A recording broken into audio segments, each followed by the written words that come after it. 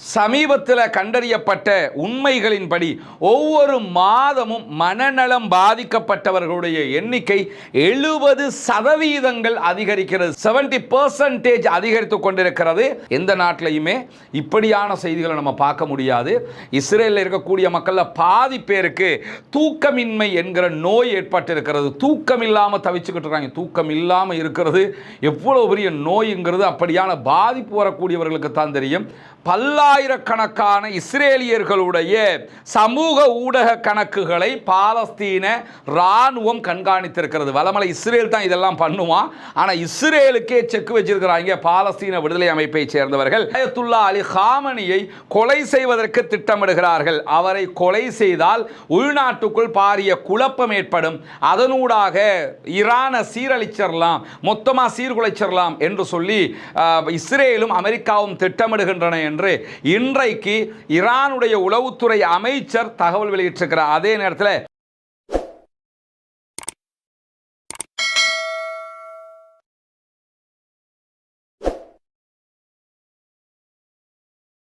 அன்பிற்கினிய சகோதர சகோதரிகளே, நம் அனைவர் மீதும் ஏக இறைவனுடைய அமைதியும் கருணையும் உண்டாகட்டுமாக என்கிற உயரிய பிரார்த்தனைகளோடு பாலஸ்தீனத்தினுடைய காசா பகுதிகளில் 2 ஆண்டுகளுக்கு மேலாக நடைபெற்ற யுத்தம் தற்போது யுத்த நிறுத்தமாக மாறி இருக்கக்கூடிய சூழலில் அங்கிருக்கக்கூடிய அப்பாவி சகோதரர்கள் என்ன செய்கிறார்கள், தொடர்ந்து என்னவெல்லாம் நடக்கிறது காசாவிலும் காசாவையொட்டிய பாலஸ்தீன பெருநிலப்பரப்பிலும் என்கிற செய்திகளைத்தான் 45வது நாளாகவும் இன்றும் நாம் பார்க்க இருக்கிறோம்.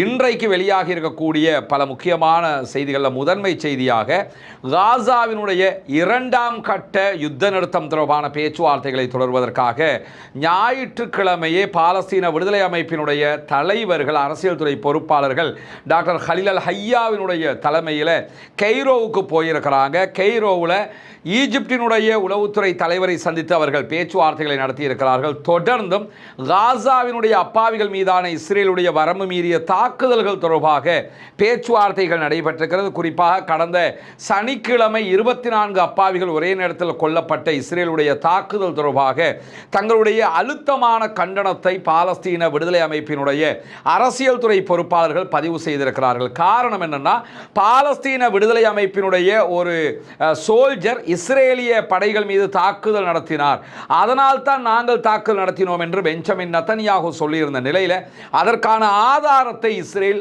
முன்வைக்க வேண்டும். இல்லை என்றால் அவர்கள் தொடர்ந்தும் யுத்த நிறுத்தலை பொய் காரணங்களால் மீறுகிறார்கள் என்பதுதான் உலகம் தெரிந்து கொள்ளுகிற உண்மை என்கிறார் டாக்டர் ஹலீல் அல் ஹையா அவர்கள். எனவே இதற்கான ஆதாரத்தை இஸ்ரேல் சமர்ப்பிக்க வேண்டும் என்று பாலஸ்தீன விடுதலை அமைப்பினர் தெரிவித்திருக்கக்கூடிய சூழலில் இஸ்ரேலுடைய நிபுணர்கள் பல பேரும் விவரிக்கக்கூடிய ஒரு பயங்கரமான சூழல் இஸ்ரேலுக்குள் ஏற்பட்டிருக்கிறது என்கிறது இஸ்ரேலுடைய எடியோத் அஹ்ரோனோத் பத்திரிகை. அது என்னவென்று சொன்னால், இந்த அக்டோபர் 7, 2023 முதல் நடைபெற்று வந்த யுத்தத்துக்கு மத்தியில் இஸ்ரேலுடைய சோல்ஜர்ஸ் மனநலம் பாதிக்கப்பட்டிருக்கிறார்கள். உளவியல் ரீதியாக அவர்களுக்கு பலத்த பாதிப்புகள் ஏற்பட்டிருக்கிறது என்கிற செய்திகளை நம்ம தொடர்ந்து பார்த்து வந்த நிலையில் இஸ்ரேலுக்குள்ளாக குறைந்தது 2 மில்லியன் மக்கள் மனநலம் பாதிக்கப்பட்டிருக்கிறார்கள் என்கிற அதிர்ச்சிகரமான செய்தி வெளியாகி இருக்கிறது. இந்த 2 மில்லியன் பேரும் யுத்தம் காரணமாக பாதிக்கப்பட்ட இராணுவம் அத்தோடு பொதுமக்களும் இதிலே உள்ளடங்கி இருக்கிறார்கள். குறிப்பாக இஸ்ரேலுக்குள்ள கடுமையான போதைப் பொருள் பயன்பாடு அதிகரித்து வருகிறது. அதனாலும் பல பேர் மனநோய்க்கு ஆளாகி இருக்கிறார்கள். 2 மில்லியனுக்கு மேற்பட்டவர்களுக்கு இந்த உளவியல் உதவி தேவைப்படுகிறது என்கிறது எடியோத் அஹ்ரோனோத். அதை தாண்டி அக்டோபர் 7, 2023 முதல் சிகிச்சைக்காக வரக்கூடியவர்களுடைய எண்ணிக்கை தாறுமாறாக அதிகரித்து வருவதாக இஸ்ரேலில் இருந்து செயல்படக்கூடிய 8 பொது அமைப்புகள் இது தொடர்பான அறிக்கைகளை சமர்ப்பித்திருக்கிறது என்பதை சுட்டிக்காட்டக்கூடிய இஸ்ரேலுடைய எடியோத் அஹ்ரோனோத் பத்திரிகை சமீபத்தில் கண்டறியப்பட்ட உண்மைகளின்படி ஒவ்வொரு மாதமும் மனநலம் பாதிக்கப்பட்டவர்களுடைய எண்ணிக்கை 70 70% அதிகரிக்கிறது, 70% அதிகரித்துக் கொண்டிருக்கிறது. அதே நேரத்தில் மனநலம் தொடர்பான உதவிகளை, உளவியல் ஆலோசனைகளை கேட்டு ஹெல்ப்லைனுக்கு தொடர்பு கொள்ளக்கூடியவர்களுடைய எண்ணிக்கை கடந்த காலங்களை விட இந்த யுத்தத்துக்கு பின்னாடி 6 மடங்கு அதிகரித்திருக்கிறது என்கிற செய்திகளையும் இன்றைக்கு அதே பத்திரிகை தெரிவிக்கிற அதே நேரத்தில் இந்த மனநலம் தொடர்பான மருந்துகளுக்கும் மருத்துவர்களுக்கும் தட்டுப்பாடு நிலவுகிறது. கிட்டத்தட்ட பாதி இஸ்ரேலியர்கள் தொடர்ந்து தூக்கமின்மையால் அவதிப்படுகிறார்கள் என்கிற செய்திகள் வெளியாகி இருக்கிறது. எந்த நாட்டிலையுமே இப்படியான செய்திகளை நம்ம பார்க்க முடியாது. இஸ்ரேலில் இருக்கக்கூடிய மக்களில் பாதி பேருக்கு தூக்கமின்மை என்கிற நோய் ஏற்பட்டிருக்கிறது. தூக்கம் இல்லாமல் தவிச்சுக்கிட்டு இருக்காங்க. தூக்கம் இல்லாமல் இருக்கிறது எவ்வளோ பெரிய நோய்ங்கிறது அப்படியான பாதிப்பு வரக்கூடியவர்களுக்கு தான் தெரியும். எனவே தூக்கம் என்பது இறைவனுடைய அருள். அது வருகிற போது அதை நாம் அனுபவித்துக் கொள்ள வேண்டும், எடுத்துக்கொள்ள வேண்டும். தற்போது காசா மக்களுடைய நிம்மதியை கெடுத்தவர்கள் தூக்கமின்மையால் தவித்துக் கொண்டிருக்கிறார்கள், அவதிப்பட்டு கொண்டிருக்கிறார்கள். மனநலம் பாதிக்கப்பட்டு பைத்தியங்களாக சுத்த வேண்டிய நிலைக்கு தள்ளப்பட்டிருக்கிறார்கள். நம்முடைய பிரார்த்தனைகள் வீண் போகவில்லை. அவர்கள் காசா அப்பாவிகளுக்கு செய்த அநியாயத்திற்கு இந்த உலகத்திலேயே அதற்குரிய பதில்களையும் நாளை மறுமையிலும் அதற்குரிய பதில்களையும் பெற்றுக்கொள்வார்கள் என்பதிலே எவ்விதமான சந்தேகங்களும் கிடையாது. இப்படியான சூழல்ல நமக்கெல்லாம் தெரியும், அக்டோபர் 7ஆம் தேதி பாலஸ்தீன விடுதலை அமைப்பினர் 2023 இஸ்ரேலுக்குள்ள புகுந்து இஸ்ரேல் மேல பாரிய தாக்குதல்களை நடத்தி இருந்தார்கள். அந்த தாக்குதல்களுக்கு பொறுப்பேற்று முன்னாள் இஸ்ரேலிய இராணுவத்தின் படை தளபதி பதவி விலகி இருந்தார். பெஞ்சமின் நெதன்யாகுவை தவிர பல தலைவர்களும் பதவி விலகி இருக்கிறார்கள். அந்த தாக்குதலை தடுக்க முடியாமல் போயிடுச்சு, அதுக்கு நாங்கள் தான் பொறுப்புன்னு அவங்க பதவி விலகி இருக்கிறாங்க. இப்படியான சூழல்ல பாலஸ்தீன விடுதலை அமைப்பு எப்படி இந்த தாக்குதலை திட்டமிட்டது என்பது தொடர்பாக பல செய்திகளை இஸ்ரேல் வெளியிட்டுக் கொண்டே இருக்கிறது. அக்டோபர் 7ஆம் தேதி அன்று அல் அக்ஸா ஃப்ளட் என்கிற பெயரில் ஆரம்பிக்கப்பட்ட இந்த தாக்குதல்கள் தெளிவாக இஸ்ரேலிய இராணுவ தளங்களுக்குள் அவர்கள் நுழைந்து தாக்குதல்களை நடத்தினார்கள். எப்படி இஸ்ரேலுடைய இராணுவ தளங்களுக்குள் பாலஸ்தீன விடுதலை அமைப்பால் நுழைய முடிந்தது, அது எப்படி துல்லியமாக அவர்களால் எல்லாம் செய்ய முடிந்தது என்பது தொடர்பாக அவர்கள் வெளியிட்டிருக்கக்கூடிய அறிவிப்பில் இஸ்ரேலுடைய இராணுவ ரேடியோ வெளியிடுகிற தகவல்களின் பிரகாரம் இஸ்ரேலுடைய மெர்காவா டேங்க், அதிலும் குறிப்பாக மெர்காவா 4 என்கிற 4ஆம் தலைமுறை மெர்காவாங்கிறது ரொம்ப டெவலப்பான பல சேவைகளையும் உள்ளடக்கிய பல தொழில்நுட்பங்களையும் உள்ளடக்கிய மெர்காவா டேங்காக இருக்கிறது. இந்த மெர்காவா டேங்க் தொடர்பான பல துல்லியமான தரவுகளையும் தகவல்களையும் பாலஸ்தீன விடுதலை அமைப்பினர் 5 ஆண்டுகளாக சேமித்திருக்கிறார்கள் என்பதுதான் இஸ்ரேலுக்கு ஆச்சரியம் தரக்கூடிய ஒன்றாக மாறியிருக்கிறது.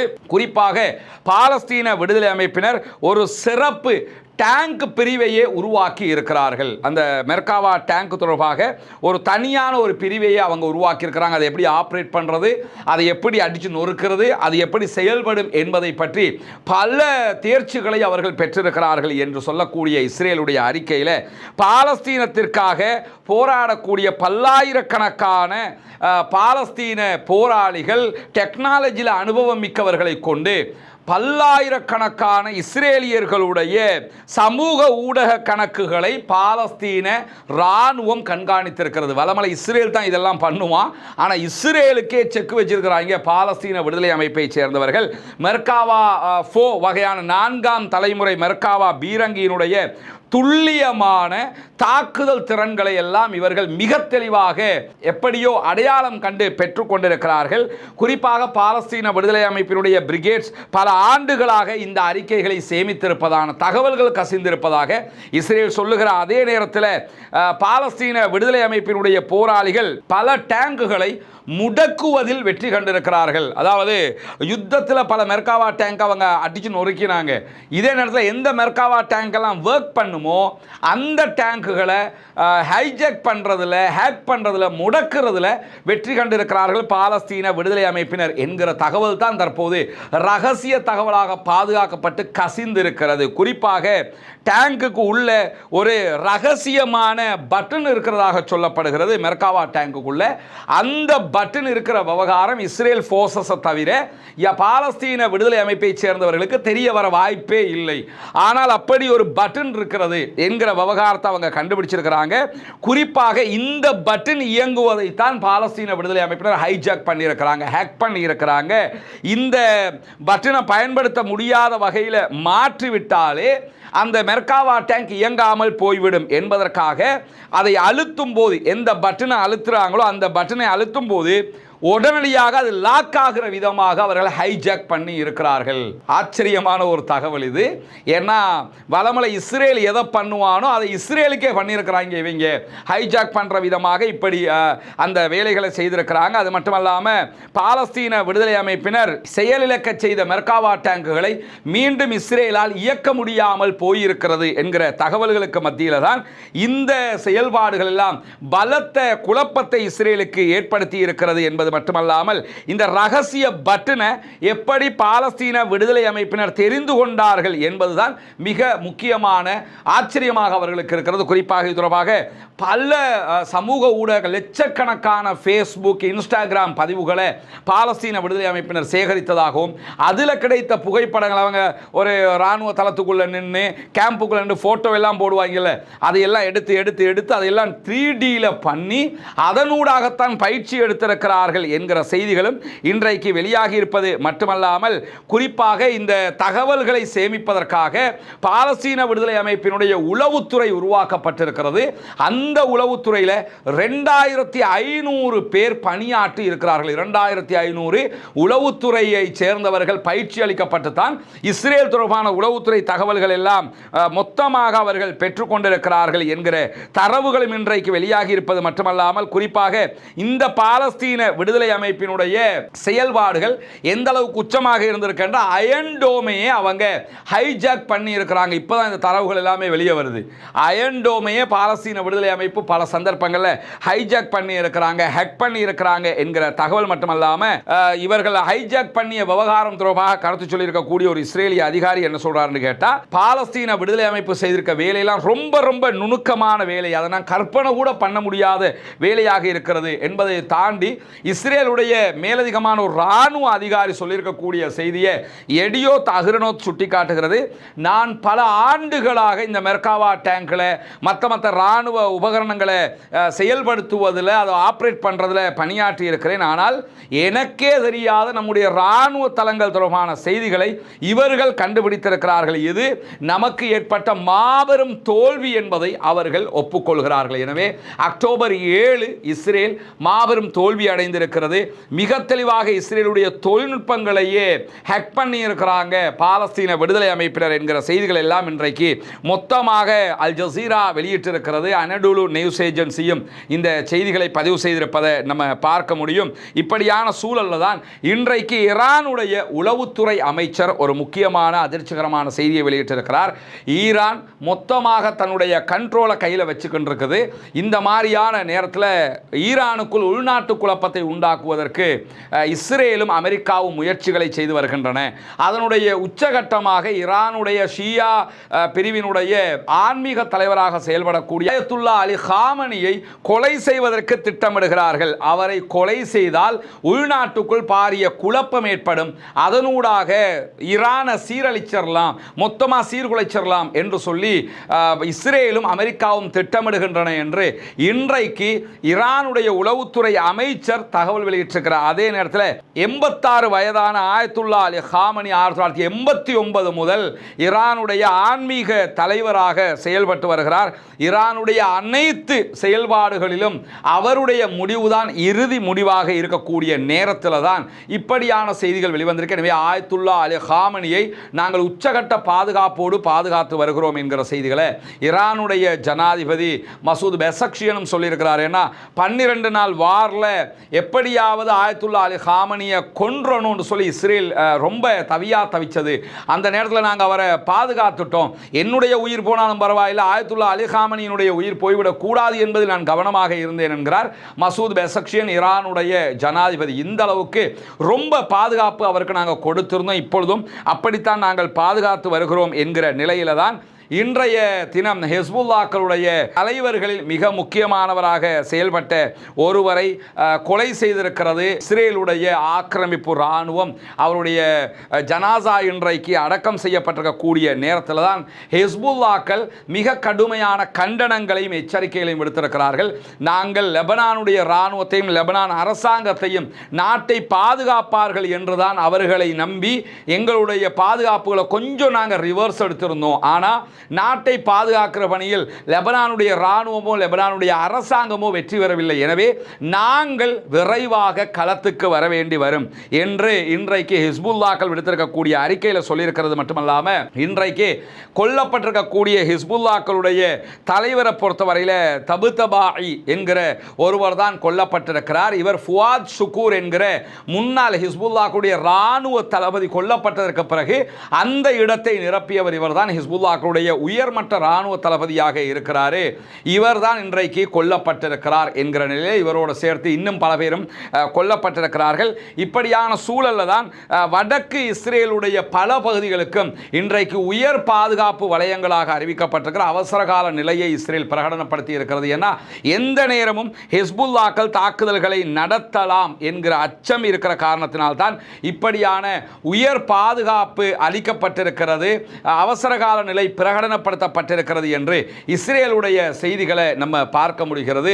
தொடர்ந்தும் இஸ்ரேல் ஏதோ ஒரு வகையில் இந்த பிராந்தியத்தில் தாக்குதல்களை நடத்தி அதை சூடாகவே வைத்துக் கொள்வதற்கு தடுமாறுகிறது என்பதை நம்ம பார்க்க முடிகிறது. இந்த அளவுக்கும் பாலஸ்தீனத்துக்குள்ள தேவையான உணவுகளோ மருந்துகளோ மற்ற தேவைகளோ நிறைவேற்றப்படுவதற்குரிய கண்டெய்னர்கள் முழுமையாக நுழைவதற்கான தடையையும் இஸ்ரேல் விதித்துக் கொண்டிருக்கிறது. இன்னும் ரஃபா பார்டர் முழுமையாக திறக்கப்படாத சூழலில் மத்தியஸ்தம் செய்யக்கூடிய நாடுகளும் அது தொடர்பாக எந்த விதமான முன்னேற்றகரமான செயல்பாடுகளையும் செய்யாமல் இருக்கிறார்கள் என்பதுதான் யதார்த்தமான கள நிலவரமாக இருக்கிறது. பொறுத்திருந்து பார்ப்போம் என்னவெல்லாம் நடக்கிறது என்பதை. இந்த வீடு உங்களுக்கு தான்.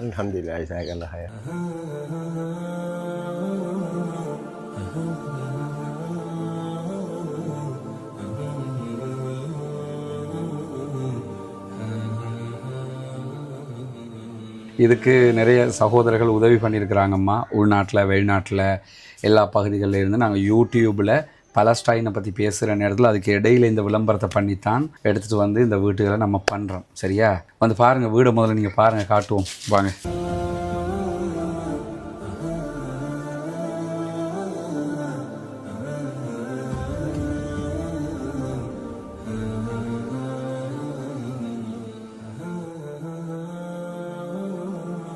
உதவி செஞ்சாங்களுக்கு என்ன சொல்ல விரும்புகிறீங்க? அல்ஹம்துலில்லாஹ், நல்லா இருந்தால் சரி. துவா செய்யுங்க அவங்களுக்காக. நிறைய சகோதரர்கள் இதுக்கு 100 ரூபா, 150 ரூபா, 500 ரூபா, 1000 ரூபா இப்படியெல்லாம் சேர்த்து தான் நம்ம இதை செஞ்சுக்கிட்டு இருக்கிறோம். இன்னும் 9 வீடு கட்ட வேண்டி இருக்குது. எல்லாமே இப்படித்தான் செய்கிறோம். எந்த ஒன்றும் அப்படி மொத்தமாக ஒரு காசை கொண்டாந்து வச்சு நாங்கள் செய்யலை. தலைவருக்கு தெரியும், பள்ளி தலைவருக்கு. இவங்களோட ஒத்துழைப்போடு தான் இவ்வளோ வேலைகளுக்கும் ஃபுல்லாக இவங்க தான் ஒத்துழைச்சி. இவங்களுக்காகவும் நீங்கள் துவா செய்யுங்க இன்ஷா அல்லாஹ். இன்னும் 9 வீடுகள் கட்டி இருக்குது, அவங்களுக்காகவும் துவா செய்யுங்க. சரியா? தொழுகை, நோன்பு அதுகளை எல்லாம் ரொம்ப கடைப்பிடிச்சு கொள்ளணும். மார்க்க விஷயங்கள் தானே. அல்லாட்ட நம்ம உலகத்துக்கு எங்களால் முடிஞ்சதை நாங்கள் செஞ்சிட்டோம். மறுமைக்கு நீங்கள் தான் தேடிக்கொள்ளணும். சரிதானே? சரி, சந்தோஷமாயிருங்க. எங்களோட பணி முடிஞ்சிருச்சு. சரியா? இனி உங்கள் வீடு இது. சந்தோஷமாக இருக்கிறீங்களா? உங்களுக்கு எத்தனை பிள்ளைகள்? 8 பேர் உண்டு. 7 பேர் தான் நினைக்கிறாங்க. 5 பொம்பளை 3 ஆம்பளை ஒன்று சிலாங்க. சரி, இப்போ உங்களோட பொருட்கள் எல்லாம் கொண்டு வந்து போட்டுக்கிறங்க. இனி நான் இப்போலேருந்து உங்களோட வீடு தான் இது. இளைய தலைவர், சரியா? அல்லாஹ் பரக்கத் செய்யட்டும். அன்பிற்கினிய சகோதர சகோதரிகளே, நம் அனைவர் மீதும் இறைவனுடைய அமைதியும் கருணையும் உண்டாகட்டுமாக என்கிற பிரார்த்தனைகளோடு இன்னைக்கு நம்ம 5வது வீட்டை ஒப்படைச்சிருக்கிறோம். சகோதரர் ஹாலிதீன் அவங்களுடைய ஃபேமிலிக்கு ஒப்படைச்சிருக்கிறோம். அவங்களுக்கான வீடு தான் இது. நம்முடைய பணி முடிந்தது, அவர்களுக்கான பணியும் நமக்கு முடிஞ்சது. இன்னும் நம்ம கிட்டத்தட்ட 9 வீடுகள் கட்ட வேண்டி இருக்கிறது. அதற்கும் உங்களுடைய உதவிகளைத்தான் நாங்கள் எதிர்பார்த்து கொண்டிருக்கிறோம். அல்ஹம்துலில்லாஹ் 5 குடும்பத்திற்குரிய அவர்களுடைய வீட்டு தேவை நிவர்த்தி செய்யப்பட்டது. ரொம்ப மகிழ்ச்சியான தருணம். அத்தனை பேரும் எங்களுக்காகவும் அனைவருக்காகவும் பிரார்த்தனை செய்வோம்.